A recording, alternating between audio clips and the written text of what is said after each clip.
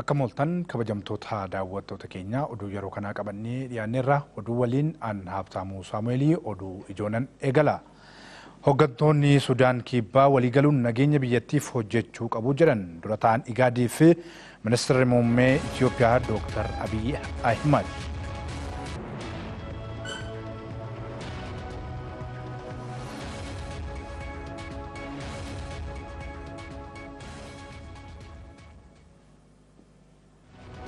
Oduu biyya alaatiin immoo sirni daldalaa Giriik waggoota 8f gaadiyamee ture biyyoota Yuurozooniin bilisa ba'e.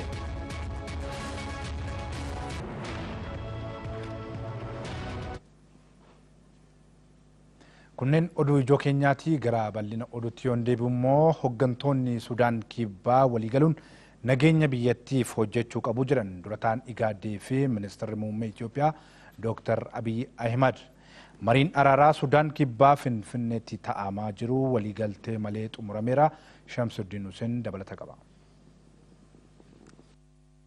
Walga'iin hooggantoota biyyoota miseensota Igaad 32ffaan magaalaa Finfinneetti ta'ame. Dhimmi ijoon walga'ichaas waraana Sudaan Kibbaa falawaaraa kaa'uun waliigaltee araaraarra gahuudha. Sirna araaraa pirezidaantii Sudaan Kibbaa Saalvaa Kiir fi morkataa isaanii Dr. Riek Maachar biyyootni Igaad qopheessan kanarratti bakka buutonni taajabdoonni biyyoota ardi Awurooppaa, Eeshiyaa fi Afrikaa miseensa Igaad hin taanes argamaniiru. Dura taa'aan Igaadii fi Ministeera Muummee Itoophiyaa Dr. Abiy Ahmad waraana Sudaan Kibbaatti banameen lubbuun lammiilee fi qabeenyi manca'u akkasumas mirgi namummaa cabuun gadadoon babal'achuutu mul'ata jedhan. Walitti bu'insa waliinirraa immoo gidiraa fi hiyyummaa malee bu'aan akka hin jirres akeekkachiisaniiru. Hooggantoonni ka'umsa balaa kanaa ta'an waadaarra dabranii saffisaan waliigaluun nageenya uumamuu qaba jedhan Dr. Abiy. Making peace is harder than making war.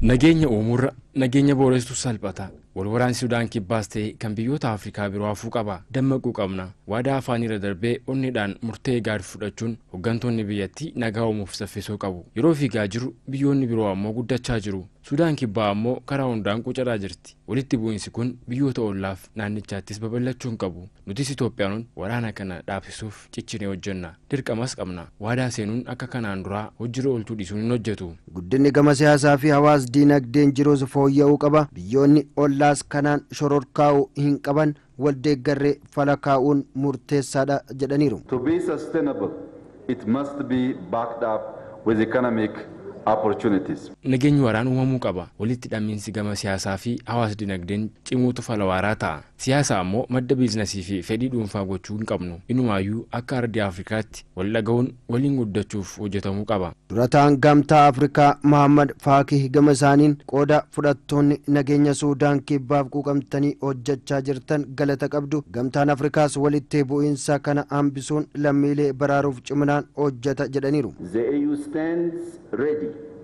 to support the region in what other way required.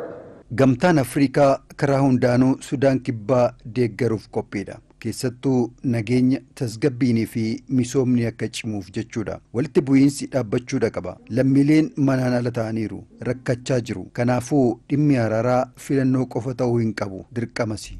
Bakka buutonni biyyoota gamtoomanii gamtaa Awurooppaa fi Eeshiyaa keessattuu Chaayinaa walga'icha irratti yaada kennaniiru. Walitti bu'iinsa siyaasaaf mirgi dhala namaa sarbamee Sudaan Kibbaa haala yaachisaa keessa jirtis jedhaniiru. Dirreen dimokiraasii fi paartilee hedduu hirmaachisu uumamuu qaba. Hatattamaanis paartiin biyya bulchuu fi morkataan waliigaluun uummata biyyattii baraaruu irrattis xiyyeeffatamuu qaba jedhan. Yoo paartileen waliigalan ni deeggarra, yoo waliigaluu baatan ammoo gidduu galuun tarkaanfii barbaachisu atattamaan fudhannas jedhaniiru. Dirqama wal waraansi xumura argachuu akka qabus akeekkachiisan. Pirezidaantiin Sudaan Kibbaa biyya bulchaa jiran Saalvaa Kiir fi morkataan isaanii Dr. Riek Maachar Finfinnee walgahii hooggansa biyyoota miseensota Igaad irratti wal arguun harka wal fuudhaniis waliigaltee araaraarra hin gahamne. Itoophiyaan hariiroo siyaasaa, diinagdee fi nageenya biyyoota garaagaraa waliin qabdu cimsuuf hojiin hojjechaa jirtu jajjabeessaadha jedhe Ministeerri dhimma alaa Balaachoo Jabeessaa akka taanutti qindeesse. Itoophiyaan walitti dhufeenya biyyoota garaagaraa waliin gama siyaasaa, dinagdee, dippiloomaasii akkasumas walitti dhufeenyi uummata akka cimuu fi nageenyi waaraa gaanfa Afrikaatti akka mirkanaa'u gochuudhaaf hojiiwwan garaagaraa hojjetamaa jiraachuu ministeerri dhimma alaa ibsa haala yeroo irratti miidiyaaleef kenne irratti beeksise. Dubbii himaan ministeera dhimma alaa obbo Mallas Alam ibsa kanarratti akka jedhanitti waldhabbii Itoophiyaa fi Eertiraa jidduu waggaa 18f ture hundeedhaa furuudhaa fi mootummaan Itoophiyaa murtoo dabarseera. Murtoo nageenya biyyi keenya dabarsite mootummaan Eertiraa gammachuutiin fudhateera. Kun ammoo injifannoo guddaadhas jedhan. Pirezidaantiin Eertiraa Isaayyaas Afwerqii jiila gara Itoophiyaatti erguu fi murteessanii simachuu fi qophiin taasifamaa jiraachuus dubbataniiru. Waliigaltee biyyoota lameen jidduutti taasifamaa jiru kanaan gamtaan Afrikaa, gamtaan Awurooppaa fi dippiloomaatonni Finfinnee keessatti argaman hundi deeggarsa kennaa jiru. Walitti dhufeenya biyyoota lameen jidduutti uumamaa jiru kun nageenya waaraa gaanfa Afrikaa mirkaneessuu keessatti gahee guddaa qabaachuus obbo Mallas himaniiru. በኢትዮጵያና ኤርትራ መካከል የሚኖር ሰላም ከሁለቱ ሀገሮች ባለፈ ለአፍሪካ ቀንድ ሰላምና መረጋጋት በጣም ጠቃሚ እንደሆነ nageenya Itoophiyaa fi Eertiraa jidduu jiru nageenya biyyoota lameen jidduu jiru mirkaneessuu caalaa gaanfa Afrikaaf nageenyaa fi tasgabbii buusuuf faayidaa guddaa qabaachuu ibsa kennaniiru. Kun gammachuu hawaasa idil addunyaa qofaa miti. Lammiilee Itoophiyaa biyya alaa fi biyya keessa jiran taasisanis akkasuma. በኢትዮጵያ መንግስት በኩል ለኤርትራ ልኡካን የእንኳን ደህና መጣችሁ አቀባበል ለማድረግ በቂ ፍላጎትም ዝግጅትም ይኖራል። akka obbo Mallas Alam jedhanitti walga'iin addaa IGAD 63ffaan Finfinneetti taa'amaa ture murtoowwan jajjaboo dabarsuun xumurameera. Walga'iin addaa kunis pirezidaantiin Sudaan Kibbaa Saalvaa Kiirii fi mormaan isaanii Dr. Riek Machar waldhabbii jidduu isaanii waggaa 2 ture furuu fi ifaajjii ministeera muummee Dr. Abiyyiin wal arguun akka waliin mari'atan ta'eera. Carraaqii Itoophiyaan waldhabbii kana furuudhaaf taasiste hirmaattonni IGAD Itoophiyaa galateeffataniirus jedhan obbo Mallas. የፌድሪ ጠቅላይ ሚኒስትር ክቡር ዶክተር አብይ አህመድ ባደረጉት ጥረት ግፊት Ministeerri muummee Dr. Abiy Ahmed yaalii fi dhiibbaa taasisaniin Finfinnee galuutiin yeroo jalqabaatiif duree biyyattii Saalvaa Kiir waliin fuulleetti wal arguun harka wal fuudhaniiru. Carraa biyya isaanii irrattis mari'ataniiru. Kun tarkaanfii guddaadha. Keessumaa rakkoo biyyattiis akka furamuuf xiyyeeffannoo ministeerri muummee Dr. Abiy kennan agarsiisa. ጠቅላይ ሚኒስትር ክቡር ዶክተር አብይ አህመድ ባደረጉት ጥረት አይ ቱ አይ ቁጭ ብለው በአገሪቱ ጣፈንታ ላይ ተነጋግረዋል። ይሄም ትልቅ እርምጃ ነው። ግንቦት 7 tokkummaa fi dimokiraasii Itoophiyaa keessatti mirkaneessuun ala sochii biraa kamiyyuu dhaabuu isaa beeksise. Dhaabbatichi ibsa har'a baaseen har'a waxabajjii 15 bara 2010 jalqabee kutaalee biyyattii hunda keessattuu sochii fincilaa bifa kamiyyuu dhaabuu isaa beeksiseera. Dhaabbatichi miseensonni isaa iddoo hundas sochii fincilaa bifa kamirraayyuu akka of qusatan ajaja dabarseera. Dhaabbatichi hooggansa ministeera muummee Dr. Abiyyiin sochiin baay'ee jajjabeessaan biyyattii keessatti raawwatamaa jiru siyaasa biyyattii haala fincila irraa bilisa ta'een bifa ammayyaa fi nagaan galmaan ga'uun akka danda'amu abdii waan mul'iseef murtoo kana dabarsuu isaa beeksiseera. Hojii raawwachiisaan dhaabbatichaa sochii jajjabeessaa Itoophiyaa keessatti mul'ataa jiru deeggaruuf walga'ii addaa kana irratti murtoo dabarsuu isaa ibseera. Gabaasni kan FBC'ti. Wantoota daawwattoota keenya ammoo oduu istuudiyoo keenya magaalaa Finfinnee daawwannee walitti deebina. Harka fuunee attamoltan daawwattoota keenyaan biliseerranaati istuudiyoo Finfinneerraa oduuwwan yeroo kanaaf jennan isinitti himaa. Hiriirri deeggarsaa bor gaggeeffamuu bu'aawwan kutannoo gaggeessitoota haaraan argaman kan cimsuudha. Mootummaanis bu'aawwan hanga ammaatti argaman daraan cimsuuf kan waadaa itti galuudha jedhan Ministeerri Waajjira Dhimmoota Kominikeeshinii Federaalaa Obbo Ahmed Shidee. Obbo Ahmed Shidee hiriira deeggarsaa bor gaggeeffamu ilaalchisuun miidiyaaf ibsa kennaniiru. Abaata Faayisaa. mootummaan baatiiwwan sadan darbanitti gaaffilee nageenya haqaa fi dinagdee uummanni gaafachaa jiru deebisuuf hojiiwwan jajjaboo hojjechaa jira. Biyya keessatti nageenyi waaraan akka bu'uuf hariiroo Itiyoophiyaan biyyoota ollaa fi giddugala bahaa akkasumas Eertiraa waliin qabdu cimsuuf hojiiwwan hojjetamaniin bu'aawwan jajjabeessan argamaniiru jedhan ministeerri waajjira dhimmoota koominikeeshinii mootummaa federaalaa obbo Ahimad Shiidee. የሰላማችንን በማጠናከር ረገድ የጎረቤት ጋር ያለን ጉርብትና በማጠናከር ረገድ nageenya keenya mirkaneessuu fi biyyoota ollaa waliinis hariiroo gaarii qabaachuuf akkasumas biyyoota giddugaleessa bahaa waliin hariiroo dippiloomaasii cimsuuf hojiin milkaa'aa ta'e galmaa'ee jira. Biyya keessattis tokkummaa nageenyaa fi jaalala uummataa waliigalaan ijaarsa biyyaa keessatti tokkummaa biyyaalessaa uumuuf sochiin cimaa fi abdachiisaan gaggeeffamaa jira. Hiriirri deeggarsaa boru gaggeeffamu bu'aawwan kutannoo gaggeessitoota haaraan argaman kan cimsuudha. Mootummaanis bu'aawwan hanga ammaatti argaman daran cimsuuf kan waadaatti galuudha jedhan. ይሄ ተስፋ ሰጪ እንቅስቃሴ በከፍተኛ የአመራር ኮሚትመንት ወይም የአመራር ቁርጠኝነት በአዲሱ አመራር የተሰራ ያለውን kuni sochiin abdii guddaa agarsiise kutannoo hoggansa haarawaan tokkummaa ciminaa fi nageenya biyya keenyaaf hojii hojjetamaa jiru deeggaruuf hiriira waamamedha. Mootummaanis hiriira nagaa kanaan sochii riifoormii eegale caalaatti kan cimsuu fi fedhii uummataa guutuudhaaf carraa ittiin waadaa galu ta'a. በቀጣይ ቃል የሚገባበትም ይሆናል ማለት ነው።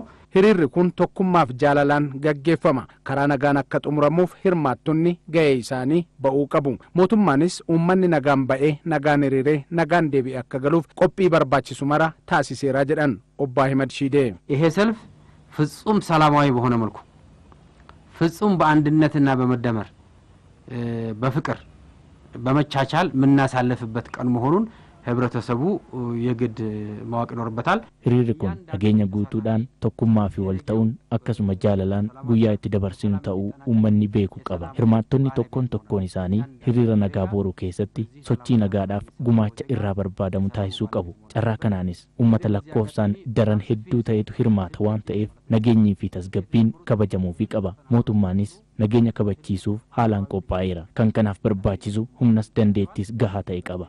በተሟላ ሰላም እና መረጋጋት እንዲጠናቀቅ በቂ ዝግጅት አድርጓል።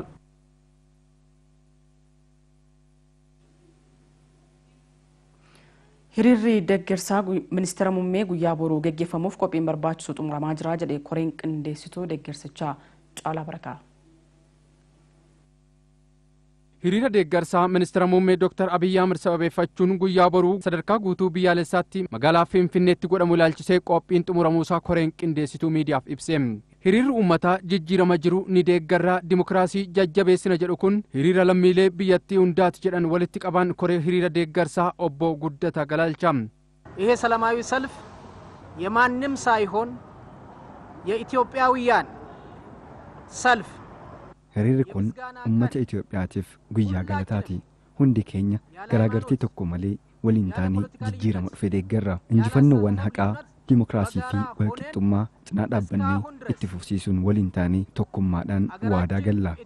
Injifannoon argame kun kan uummata hundaa waan ta'eef hordoftoonni amantaa garaagaraa fi sabaa fi sablammoonni garaagartee tokko malee hiriira kanarratti hirmaachuun guyyaa galataa kana kabajuu akka qaban dhaaman. Injifannoo haqaa bilisummaa fi dimokiraasii argame cinaa dhaabbannee deeggaruu fi hiriira kanarratti waadaa gallas jedhan. ከዚህ ጋር ተያይዞ የመጣውን የፍትህ የነጻነትና የዲሞክራሲ ድሎቻችን injifannoowwan haqaa dimokiraasii fi walqixxummaa cinaa dhaabbannee itti fufsiisuun waliin taanee tokkummaadhaan waadaa galla. Hiriira kana jaalalaa fi tokkummaan dabarsina. Abbaan nageenyaas uummata waan ta'eef nageenya isaa cimsee eeggachuu qaba jedhan. ከ3 እስከ 4 ሚሊዮን ይደርሳል የምንለውን ህዝብ ለማስተባበርም ሆነ ለማቀናጀት ummata miiliyoona 3 hanga 4 hiriiricha irratti hirmaatu kana qindeessuun ulfaataa waan ta'eef uummanni Itoophiyaa kanaaf qaama nageenyaa waliin nagaa eegsisuu qaba. Poolisiin federaalaa magaalaa Finfinnee, komishiniin poolisii Oromiyaa fi uummanni gamtaan nageenya eegsisuu fi qophiin xumuramus ibsame.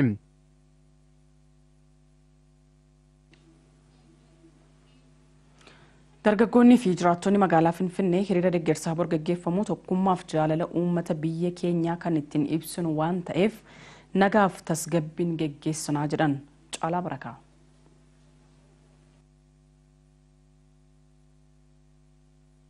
Aangoo ministeera muummeetti kan dhufan ministeerri muummee Dr. Abiy Ahmed turtii ji'a 3 caalaan lakkoofsisne. Yeroo turtii ji'oota 3 kana keessatti hojiiwwan gama siyaasaa, diinagdee, hawaasummaa fi akkasumas ammoo hariiroo dippiloomaasii biyyoota ollaa waliin isaan galmeessanii wal qabatee dinqisiifannaa hedduu biyya keessaa fi biyya alaas akkasumas ammoo hooggantoota idil addunyaa hedduurraa kan isaan horatan. Kaayyoo kana itti fufsiisuudhaaf akkasumas ammoo deeggarsa ministeera muummee Dr. Abiy Ahmediif qaban dinqisiifachuudhaan lammiileen biyyattii guutuu biyyaalessaarraa guyyaa boruu magaalaa Finfinneetti hiriira guddaa isa deeggarsaa dhiyeessuudhaaf yookiin taasisuudhaaf qophiin xumuramaati kan inni jiru.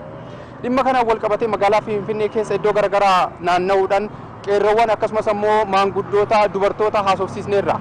Keessattuu dhimma kanaan wal qabatee namoonni nuti haasofsiisne injifannoon amma argame kun gara booddeetti akka hin deebine gara fuulduraatti ammoo cimnee tokko taane jijjiirama kana itti fufsiisuu barbaanna. Kanaaf deeggarsa qabnu ministeera muummee keenyaaf ibsuudhaaf kan hiriira kana qopheessine nuun jedhan. Sadarkaan har'a irra geenne sadarkaa of duubatti deebi'uun hin danda'amne. Kanaafuu tokkochummaa keenya mul'isu ceekuu takka taanee waliin deemuu wal dhageeffatu nurraa eegama. Nam tokko manatti hafuun qabu. እሳቸው ያደረጉት ነገር ሁሉንም የኢትዮጵያ ሕዝብ ያስማማና አንድ ያደረገ ነገር ነውና እሳቸው በሚያደርጉት ነገር እኛ ወጣቶች በጣም ደስተኞች ነንና እሳቸውን ለመደገፍ ነው። hojii lammiilee biyyattii hundaa walii galchoo hojjetanii nuti dargaggoonni hojii isaaniitti gammannee deeggaruuf baana. Deeggarsa mootummaa keenyaaf kennuu fi akkasumas immoo diimokiraasiin amman biyyattii kana keessatti akka bal'achaa jirtu bakkeetti baanee uummata keenya wajjin tokko ta'uu keenya wanta xuraa'ee ture godaannisa nurra ture sana nurra darbee har'a tokko ta'uu keenya bilisummaan biyyattii kana keessatti dagaagu ሁሌም ቢሆን ከጎናቸው ነን ከጎኖቱ ነን በርቱ አይዞት ለማለት yeroo hunda si cinaa jirraa jabaadhu jechuuf baane. Saba bal'aa keessaa bahee sabni bal'aa kun immoo saboota sablamoota biyya kanaa hammatanii hin bulchanii jedhanii yaadanii turan. Garuu sabni bal'aan kun saboota biyya kana keessa jiru hundasaa hammatee bulchuudha jaalalaa fi tokkummaan akka bulchuu danda'u wanna ibseef kanaa ol odoon ibsee natti tolaa ture. Guyyaa boruu hiriira deeggarsaa geggeeffamu kanarratti jaalalaa fi tokkummaa keenya hiriira itti ibsinuudha.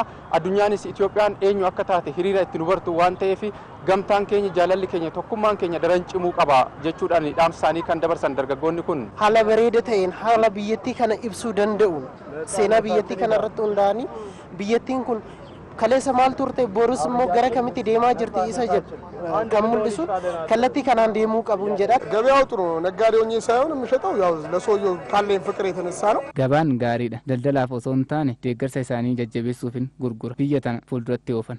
አብይ መኖሩ መምጣቱ ለኛ በጣም ለኢትዮጵያ ሕዝብ በተለይ ለኛ ለወጣቶቹ ዶክተር አብይ የሮኑት ፌንት ኑፍ ዱፈኒ ሆገና ጀባ አርገኒ ኑቲ ኢሳን ጭና ጅራ ለሁሉም ኢትዮጵያን ማንም ከማንም ያለየው ሁላችንም አንድ ስለሆነን ለኛ ለኢትዮጵያውያን ጥሩ ሰው ነው።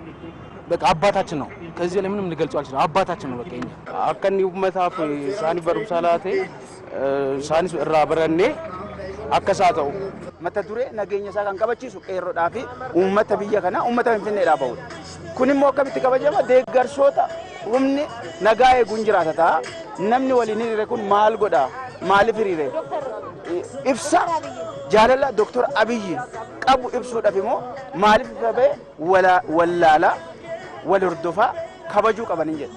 Lammiileen biyya alaas akkasumas ammoo lammiileen Itoophiyaa biyyoota garaagaraa jiraatanis hiriira kanarratti ni hirmaatu jedhamee eegama. Dabalataan ammoo jiraattota magaalaa Finfinneetiin alatti naannawaa Finfinnee fi guutuu biyyaalessaarraa namoonni hiriira kanarratti hirmaachuuf akka dhufan eegama. Keessumaa lakkoofsi namoota hiriira kanarratti hirmaachuudhaaf dhufanii miiliyoona hedduun akka lakkaa'amu kan eegamu. Gabaasaa OBN'if qindaa'eef caalaa barakaa magaalaa Finfinnee Addabaabayii Masqalaati. Oduuwwan kanneen hafaniif gara istuudiyoo Adaamaatti isin deebisaa gama keenyaan halkan nagaa isiniif hawwanne. Warreen istuudiyoo Finfinnee galateeffachaa oduuwwan biratti hafan xumura.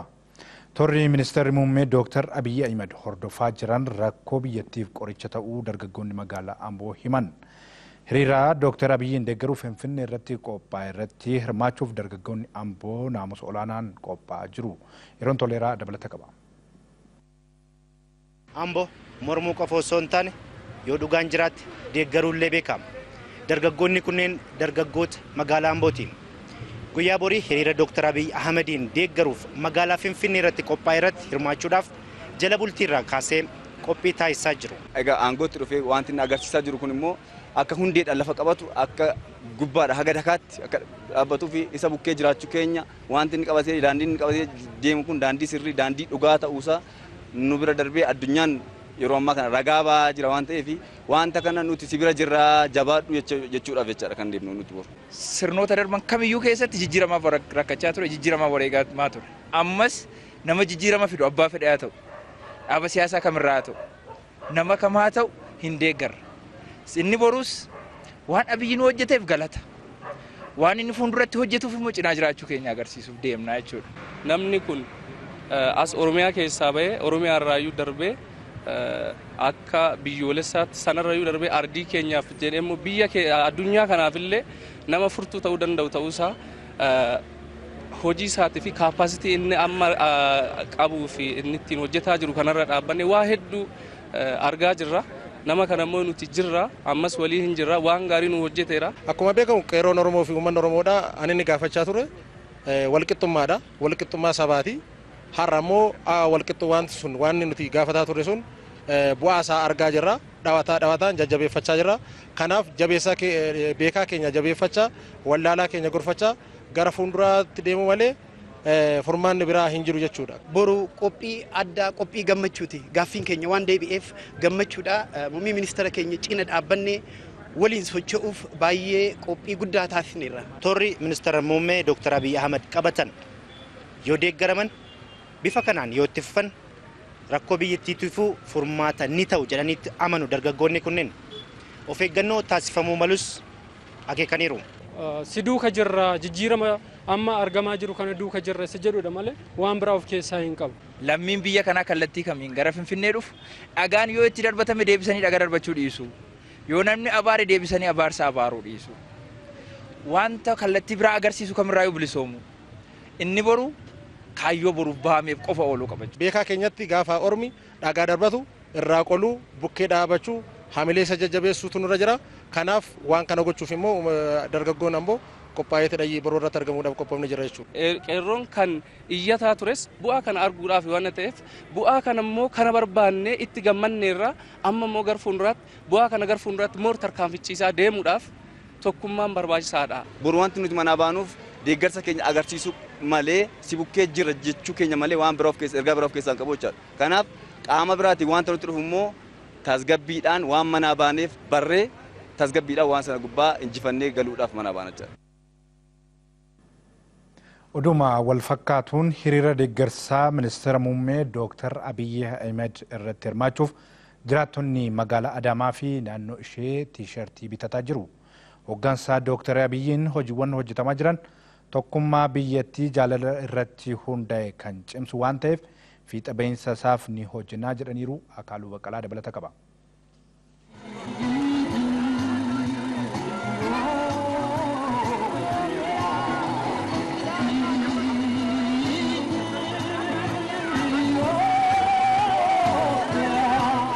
Ministeerri muummee Itoophiyaa Dr. Abiy Ahmed erga gara aangootti dhufanii siyaasa Itoophiyaa irratti jijjiirama olaanaa isaa akka fidan baay'eewwan ragaa baafiitiin jira. Hojii isaan hojjechaa jiraniif beekamtii kennuuf hiriirri guddichi magaalaa Finfinnee addabaabaayii masqalaatti qophaa'eetiin jira. Hiriira kanarratti argamuudhaaf baay'eewwan qophii isaan taasisaatiin jiran ilaalleetiin jirra. Nam tokko mooyyuu inni kun Sidaama kun Oromoo kun kan hin jenne tokkummaadhaan nama wal qixxee jaalatu. Rabbii waan gurraachi isaa wajjin yaa jiraatu jennaan. Isaa eegu bitaa mirga isaa eegan miqanyaan isa jalaan biyya keenya biyya nagaanuu godhee jira. Warra amma Sudaan warra hoggaa meeqa warra akkanatti wal fixaa jiru. Kaleecha guyyaa walitti araarse. Dhiirta akkanaan argamu dhiirta akka isaan dhalatu. Isaa rabbiin isaa eegun jedha. Kan uffadhee tan deema. Kan isaan deemne eenyudhaaf deemna. Hiriira gammachuu, hiriira deeggarsaa, hiriira bu'aa dhufeef galatoomii jechuuti. ገላይ ለመገኘት በዝግጅት ላይ ነን። አይደለም አንድ ቲሸርት 200 ቲሸርት ልገዛ ነው ለዶክተር አብይዬ ውስጤ ነው ውስጤ። hiriira deeggarsaa Dr. Abiy irratti argamuuf qophii gochaan jira. Dr. Abiyyeef tiishartii tokko miti 200 bituufan jira. Dr. Abiy keessa koo jira. Jijjiirama Dr. Abiyyiin fidaa jiru kana akka waan rabbi irraa ergameetti ilaala. Rabbumaatu saba kanaaf yaadee erge jedheetii yaada. rabbi sallee haa tiksu kan isa fakkaatan illee rabbi haa tiksu jijjiirama kana namni hunduu fudhatuu qaba. Jijjiiramni akkasii ammoo ka diinallee fira godhu waan ta'eef kanneen biraallee itti yaadatu fudhatuutu gaarii nama hundaaf jedhee yaada akkuma isaan jedhan san. Guyyaan borii iida jechuu dandeenya wal jala tare malee xiqqoo iiduma iida jechuu dandeenya. Guyyaa gammachuuti. Guyyaa itti Oromoonis ta'e sabni Itoophiyaa akka haaraatti dhalate jechuu hin danda'an gara kiyyaan.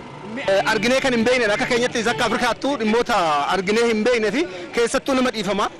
Nama ergamaa waaqayyoo fakkaata hojjetullee hawaasa illee dubbatullee jechuudha waan eeggarsa isaa qabnu ibsuu barbaanna qophii irra jira qophii olaanaa irra jechuudha. Abiyyoo don ta'e nabiyyi jechaa jira uummanni Itoophiyaadha. Kanaaf akka lammii tokkotti nutti dhaga'amee baay'ee gammadee Harargee irraa ka'ee dhaqqabuudhaaf gara imala Finfinnee deemaa jira. Jiraattonni magaalaa Adaamaa kunneen akka jedhanitti xiiqiin guddaan isaanii keessatti uumameetiin jira. Hojiiwwan hooggansa isaanii jalatti jalqabe fiixaan baasuudhaaf kutannoodhaan ni hojjennas jedhaniiru. Gabaasa OBN'if Akaaluu Baqqalaam.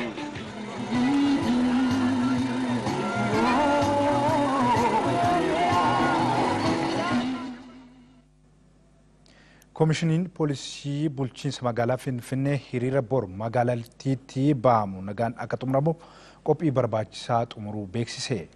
Hirmaattonni hiriirichaa kutaalee adda addaa irraa iddoo hiriirri itti ba'amutti imalan martuu qaamolee nageenyaa waliin qindoomuun gammachuun akkuma ba'an gammachuun akka qeetti deebi'amuuf tumsuu akka qaban waamicha dhiyeesseera. Hirmaataan hiriirichaas meeshaalee qara qaban waraanan nama miidhuu danda'an akkasumas wantoota seeraan hin eeyyamamne qabatanii ba'uun dhorkaa ta'uu akka beekan aameera. Hiriirri deeggarsaa Dr. Abiyyi si waliin jirraaf bahamu kun milkaa'inaan akka xumuramuuf sakatta'ama godhamu hundumaan qeerroon foollee fi hirmaattonni hunduu deeggarsa gama isaanii gochuu akka qabus dhaamameera. Maddi odeeffannoo ETVdha. Jiraattonni aanaalee Lumee ganda Moomoo Shookii warshaan joogii shiwu dhagaa baasuuf dimaamitiin dhoosu qabeenyaa fi naannoo irraa rakkoon uumamaa jiraachuu komatan. Abbaan taayitaa eegumsa naannoo bosonaa fi jijjiirama qilleensaa Oromiyaas rakkoo kanaa qindoominaan taanee furuuf ni hojjenna jedhee Zinaabuu Daamxee dabalata qaba. Warshaan Joorji Shuu bulchiinsa magaalaa Mojootti kan argamu yoo ta'u albuuda dhagaa ijaarsaaf oolu ammoo aanaa Lumee ganda Moomoo Shookiitti dhootuu fayyadamuun baasaa jira. Dhagaa baasuuf damaamitiin kaampaanichi fayyadamaa jiru rakkoo garaagaraaf nu saaxilee jira jedhu jiraattonni. Yeroo hedduu bulchiinsa aanaa fi waajjira poolisiitti iyyannus rakkoo kana furuu caalaa hanga dho'iinsi raawwatutti manaa nu baasuu jedhu jiraattonni kun. Saani keenyallee gara bobba'u wallaalee kana waggaa tokkosu hanna kaan qe'ee nu dhufu irratti poolisiin bakka inni fidatu mooji poolisii ani salaxansiisatillee haa qabaatu beekuu hin dandeenye nuyi. Manaa ba'aa jaa dhufeetoo namni qabeenya ofii akkamitti itti cufeetoo manaa ba'a nama 23 taanetu warri naannoo kanaa hin himanne gandatti ol iyyanne gaa abbaan ganduma xabbaadha hin iyyanne aanatti nuuf iyyanii hantilmaamu manni dhodhoo'ee bade girgiddaan jijjigee waalikkiin caccabe mastaawotiin raggafeerraayi jennee hin himanne hantilmaamu nuuf ergan nutta shoofe dhufe manni teechan duraanuu dhaglaan deemti manni baadiyyaa nuun jedhe fooqitti galuuf haqimii qabnaa nuyi. Nama irra jettu kuni bishaan kun hin deegaa asitti gadi nama gana laga balleechaniitu kana biyyatti irra jiran allayyaa deeganii fixan. Giddiidhanii awwaalinaan jedhanii jee gaafachuu hin deddeechan. Eenyutu awwaalidha? Abbaa qabeenya akka ani hin beeku har'aan nyammaree jee poolisichi gibaasan kaasa jee galche jedhee har'aa dirasiin ejjeta kuni namaa fixaa ka'uu qabdanii ejjatti gaamaa enneen biyya kan lakkifna. Dhimma kanarratti bulchaa aanaa Lumee obbo Xilaawun Baqqalaa wayita dubbisnetti rakkoon uumame dhugaadha garuu dhaabbatee jira jedhan. Naannoo sanitti yaa'u dhakkicha san fayyadamuudhaaf naannoo sanitti damaamitiin fayyadamu dhugaan jiru kana garuu beekamtii aanaatiinidha kan waan san kan raawwatanii qaamni nageenyattis naannoo sanitti akka argamu godhame bakka miidhaa geessisuu hin dandeenye irrattis maaliif humna isaatis keessattuu deemee yeroo tokko haga tokko rakkoo uumee jira naannoo manaati irratti mana sochoosuu waan akkasitti uumamee ture san booddee rakkichi sun already dhaabbatee jira. Qajeelchi poolisii aanaa Lumees rakkoo hawaasa irra gahaa jiru kun dhugaadha. Ammaaf dhaabsifneerra kan nuun jedhan Inspektar Tagany Mangistuu abbaa adeemsa nageenya mirkaneessaa nichaati. Naannoo sanitti amma ganda san keessa ganda Moomoo Shookii san keessatti fanjiin hin dhukamu dhaabnee jirra nuti. Dhimma kana bulchiinsi aanaa Lumees yeroof ni furra jedhanii kan OBN itti himan ta'us dho'insi kun erga sanaa asiis gaggeeffamaa jiraachuu arginee jirra. Warshichatti argamuun dhimma kanarratti iyyaafannoo taasifneenis hojii kana itti fufiinsaan hojjechuuf akka jiran nutti himuun dho'insa kanaafis meeshaalee oolan bobbaasaa jiraachuu isaanii iddootti argamnee taajjabnee jirra. Wayita waajjira abbaa taayitaa eegumsa naannoo bosonaa fi jijjiirama qilleensa aanaa Lumeetti argamnetti dhiibbaa naannoorra gahaa jiruuf maal quba qabdu? Sanaan dhiibbaa sakatta'insa naannoo warshaan dhiyeeffate irratti dhimmi dho'insa kanaan wal qabatee jiru waan jedhu sakatta'uuf yeroo dhaqnus sananni abbaa qabeenyaa dhiyaate akka hin jirre nutti himanii jiru. Kana malees komii hawaasaa bifa waaraan furuuf caalaa badii uumameef qindoominaan kafaltii ifan taane raawwachiisuu isaanii taajjabnee jirra. Hanga ija keenyaan arginetti dhiibbaan kaampaanii kanaan dhaqqabaa jiru gochoota akka karaa uummataa cufuu, balfa dhangalaasuu fi qulqullina malee lafa albuuda keessaa baasan sirreessuu dhabuu akka ta'e arginee jirra. Duri karaan kuni aadaa waradaatii dhufa karaa kana deeman kan abboota teenyati. Karaa kana hin dhoowwame. Waganumti keenya akimii deemtee gaariidhaan hoo dabartu karaa deebisan. Obboleettuma teenya jechaadha. Lubbuun ishiin baddalu. Iddoon dudduuba kiyyaan argaa jirtan kun kana dura iddoon dhagaan keessaa ba'aa turedha. Ammaan kana garuu daandii lafoo uummanni irra deemu tolchuudhaaf guutummaa isaa biyyoo qofaan ijaarame. Haa ta'u malee qulqullina dhabuu irraan kan ka'e bishaaniin nyaatamaa jiraachuun isaa daran hawaasni nu yaaddessaa jira jedhan. Akkuma argaa jirtan qulqullina dhabuu irraa kan ka'e bifa kanaan jijjigaa mul'ata. Komiitii ganda moomoshii kanarratti itti aanaa hoogganaa daayireektaraa taayitaa eegumsa naannoo bosonaa fi jijjiirama qilleensaa Oromiyaa obbo Boonaa Yaaddessaa rakkoo sababa investimentiin uumameef beenyaatu kaffalamu malee keessa beektoon qarshiin kaffalamu al seerummaadha jedhan. Komii ka'e kanas yeroo gabaabaatti qaamota dhimmi ilaalu wajjin kan furan ta'us dubbatanii jiru. Gama eegumsa naannootiin kun mooroof kan nu ilaallatu tun taane waa'een beenyaa qaama beenyaa laguu fi caasaa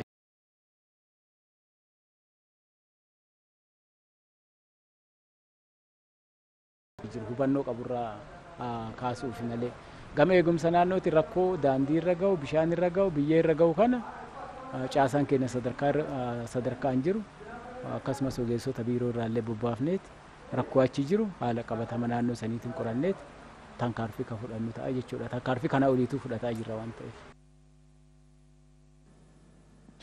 Jiraattonni magaalaa Roobee sirreeffamtoota seeraa mana hidhaa Qaallittiitti dhiifamaan ba'an simatan. Sirreeffamtoonni mana hidhaatii ba'anis qabsoo uummanni keenya godhaa jiru cina hiriiruun waan nurraa eegamu ni raawwannaa jedhan. Sultaan Huseen dabalata qaba.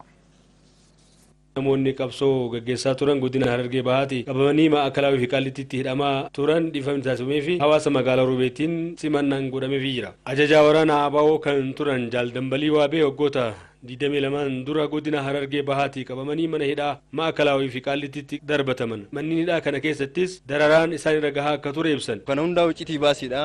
Iccitiin baafnu inni sadarkaa kanatti tumamni rakkoo guddaa baatii torba mana hidhaa jalatti baatii torba mana hidhaa jalatti hidhamne. Obbo Sardaa Baruu fi Falmataa Waadoos baruma kana dura asuma godina kanaa qabamanii kan mana hidhaa galan. Isaanis turtii mana hidhaa kanaan miidhaan adda addaa isaan irratti raawwatamaa akka ture dubbatu. Baatii lamaa fi bultii 10 osoo namaa waliin argin Maakalaawii keessa ture jechuudha. Dararaa kana jedhanii himuu hin danda'amu jechuudha.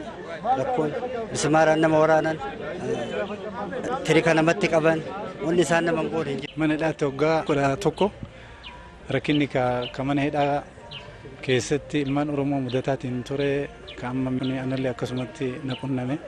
Yeroo mana hidhaa keessa turanitti mirgi namooma isaanii sarbame qaamuma miidhaa turetu deebi'ee ragaa sobaan irratti baha jedhan. Ragaanuu isin hin barbaachisu akkanumatti isinitti murteessu nu ni ga'a kan jedhamudha.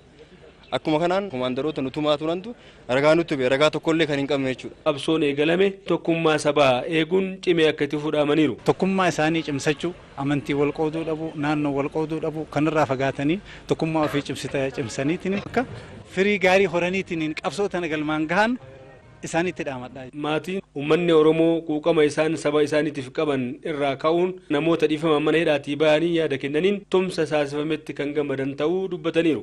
Rabbiin galanni haa ga'u injifannaadhaan galan kana na dhagahama. Uummanni Oromoo akka gubbatti callaahee akka jedhe kanatti qabsoo isaa akka cimsatu nullee walumaan. Hawaasni magaalaa Roobees jiruuf jireenya isaanii egereetiif deeggarsa maallaqaa walitti kan qabaa jiru ta'uu odeeffanneerra.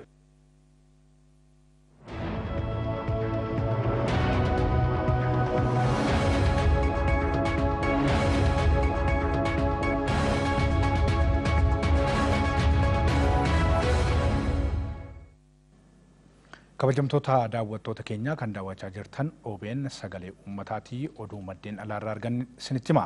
Sirni daldalaa Giriik waggoota 8f gaadi'amee ture biyyoota Yuurozooniin bilisa bahe. Biyyoonni Yuurozoon turtii liqaa maallaqaa biyyattiin fudhatte akka dheeressaniif to'annoo jabaan sirna faayinaansii biyyattii irratti taasifamu waggoota 40f akka turu beeksisaniiru. Gabaasni Ateensi irraa bahe akka mul'isutti liqii maallaqaa biyyoota Yuurozoon hamma tokko deebisuu Giriikiin sirna daldalaa waggoota 8f gaadi'amee ture bilisa taasisteetti jechuun ministeerri faayinaansii biyyattii beeksiseera. Komishineriin faayinaansii Awurooppaa Piyeer Moskoovik gaagaamni dinagdee Giriik bara xumuraa itti argatudha jedhan. Biyyoonni garee Yuurozoon akka lakkoofsa warra Awurooppaa bara 2010 irraa eegalee waggoota 10f wabii liqaa Giriikiif ta'uun isaanii ni yaadatama. Ammas hanga bara 2033tti liqii isheerra jiru marsaa lamaan akka deebistuuf wabii ta'aniiru. Pirezidaantiin garee biyyoota Yuurozoon Maariyoonoo Senteenoo daldala biyyattii bilisa gochuun liqaa biyyattii miidhaa jiru tasgabbeessuu fi dureeyyii gara biyyattiitti harkisuun gaagaama dinagdee biyyattii hubaa jiru bayyanachiisuuf yaadameeti jechuun Aljazeeraatu gabaase.